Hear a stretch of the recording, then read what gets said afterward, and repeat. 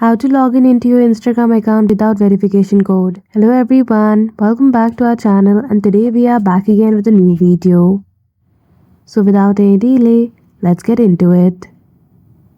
For that, firstly open Instagram, log in with your account details and go to your profile. Go to settings and activity, click on account meta center. After that go to privacy and security. There you will see the option of two-step authentication. Simply click on it and make sure that the feature is toggled off for this account. After you have turned off this feature for your Instagram account, whenever you try to log in another device, you will not be able to require any verification code. So that's it. I hope you found this video helpful. If you did, don't forget to give it a thumbs up and subscribe to our channel for such tutorial. Thank you for watching till the end.